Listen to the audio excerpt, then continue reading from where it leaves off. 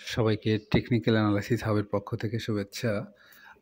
আমরা আজকে আলোচনা করব বর্তমান বাজারের সবচেয়ে আলোচিত শেয়ার কেপিপিএল। এই শেয়ারটি বাজারে বর্তমান সময়ে সবচেয়ে আলোচিত, কারণ শেয়ারটি কিন্তু অলমোস্ট ২ মাসের মধ্যে আমরা দেখতে পাচ্ছি ৭ টাকা থেকে শেয়ার অলমোস্ট 35 টাকায় কিন্তু উঠে যায়। তো সেক্ষেত্রে শেয়ারটির বর্তমান একটু কারেকশন ফেজে আছে। তো শেয়ারটি আসলে অনেকে আমাকে ইনবক্স করেছেন যে শেয়ারটি আসলে কী হতে পারে, এর আপডেট দেওয়ার জন্য।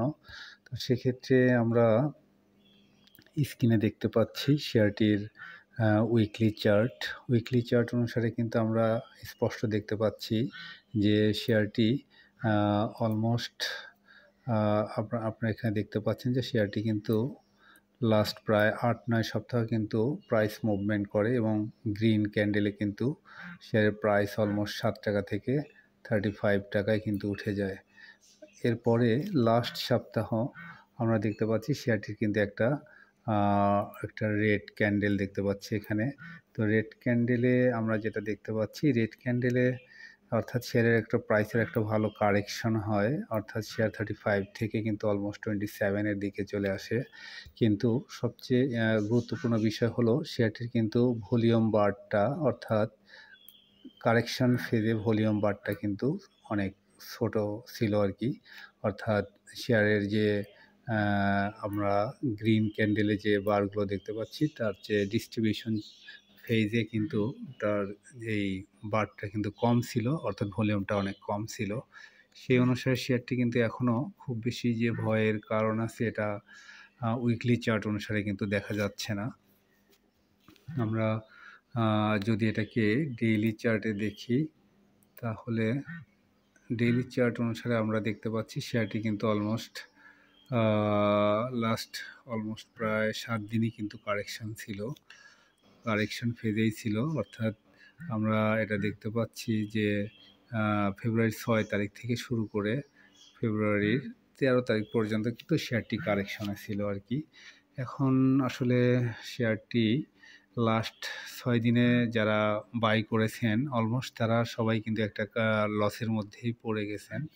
সেক্ষেত্রে শেয়ারটি এখন তারা হোল্ড করবেন না সেল করে দিবেন, সেটা আসলে এই অ্যানালাইসিসে আপনার কিছুটা হয়তো আইডিয়া পাবেন। শেয়ারটি আমরা যদি দেখি ফিবোনাসি ড্র করে যদি দেখি, তাহলে শেয়ারটি অলমোস্ট কিন্তু এখানে 25 টাকা লেভেল পর্যন্ত কিন্তু আসার সুযোগ রয়েছে আর কি।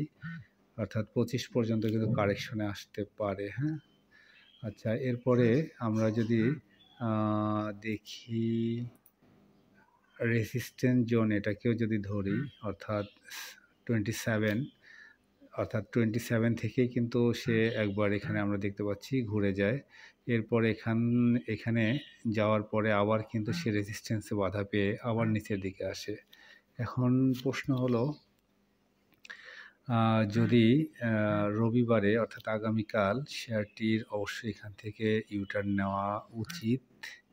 আর যদি এখান থেকে ইউটার্ন নিতে না পারে, তাহলে কিন্তু শেয়ারটি অনেক নিচে নেমে যাওয়া, অর্থাৎ অলমোস্ট এই লেভেলে কিন্তু নেমে যাওয়ার কিন্তু সম্ভাবনা রয়েছে আর কি। অর্থাৎ 25 টাকার দিকে চলে যেতে পারে শেয়ারটি। তো আমরা এরপরে যদি এটার অন্য কিছু ইন্ডিকেটর দেখে আসি, তাহলে আমরা যদি ম্যাকডি দেখি, ম্যাকডি অনুসারে শেয়ারটি কিন্তু আপনি দেখতে পাচ্ছেন ম্যাকডি লাইন কিন্তু এখানে জিরো লাইনের হিস্টোগ্রামগুলো জিরো লাইনের নিচে চলে আসছে এবং ম্যাকডি লাইন এবং সিগন্যাল লাইনও কিন্তু একে অপরকে ক্রস ওভার করে নিচের দিকে যাচ্ছে। এটা একটা নেগেটিভ দিক। আমরা এটাকে যদি উইকলি চার্টে দেখি, তাহলে উইকলি চার্ট কিন্তু এখনও খুবই স্ট্রং, তবে তার যে হিস্টোগ্রামগুলো একে অপরকে ক্রস করে উপরের দিকে যাওয়ার যে ট্রেন্ড, সেটা কিন্তু আমরা লাস্ট 2টা হিস্টোগ্রাম দেখতে পাচ্ছি যে হিস্টোগ্রাম 2টার যে লেন্থ সেটা কিন্তু অলমোস্ট সমান। তার আগেরটা কিন্তু অর্থাৎ আমরা যদি এটা দেখি জানুয়ারি 26 তারিখের যে হিস্টোগ্রাম, তার চেয়ে কিন্তু ফেব্রুয়ারি 2 তারিখের হিস্টোগ্রাম বড় ছিল, কিন্তু ফেব্রুয়ারির ৯ তারিখের হিস্টোগ্রাম কিন্তু ২ তারিখের হিস্টোগ্রামের সমান। অর্থাৎ উইকলি চার্ট অনুসারে এটা একটা নেগেটিভ দিক। অর্থাৎ এটা কিছুটা দুর্বল হয়ে আসছে আরকি। তো এটা হলো ম্যাকডি। এরপরে যদি আমরা দেখি আদার্স কিছু ইন্ডিকেটর, আমরা ওবিভিটা যদি দেখি, ওবিভিটা কিছুটা ডাউনের দিকে যাচ্ছে। ডেইলি চার্টে ওবিভি যদি দেখি, ওবিভি ডেইলি চার্টেও কারেকশনে যাচ্ছে, কারণ আমরা জানি যে ওবিভি যদি প্রাইস এবং ভলিউম যদি দুইটাই কমে যায় তখন ওবিভিও কমে যায়। তো এটা একটা বিষয়। আরএসআইটা ইম্পর্টেন্ট ইস্যু। আরএসআই 60 দিকে ডেইলি চার্টে, অর্থাৎ অলমোস্ট আরএসআই কিন্তু 93 থেকে 60, অর্থাৎ অনেক বেশি কারেকশন হয়ে আসছে আরএসআই। তো সেক্ষেত্রে এখান থেকে কিন্তু আবার ব্যাক করার চান্স রয়েছে।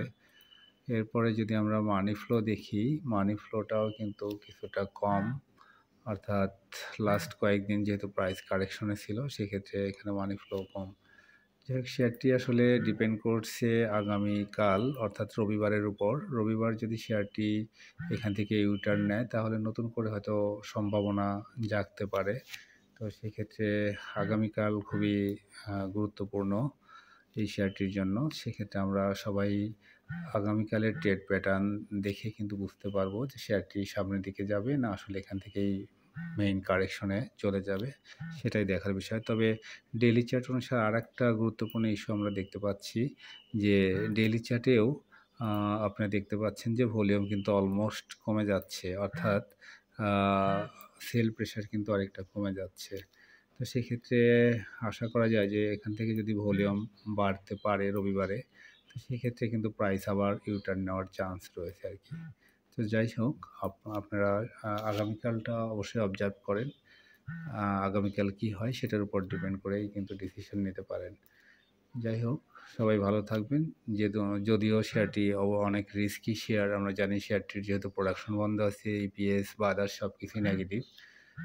তো সেক্ষেত্রে এই শেয়ারটি অবশ্যই জেনে বুঝে বিনিয়োগ করবেন। নতুন করে বিনিয়োগ করতে গেলে অবশ্যই অনেক সতর্ক থাকা উচিত। তো যাই হোক, সবাই ভালো থাকবেন। সবার জন্য শুভকামনা থাকলো। আসসালামু আলাইকুম।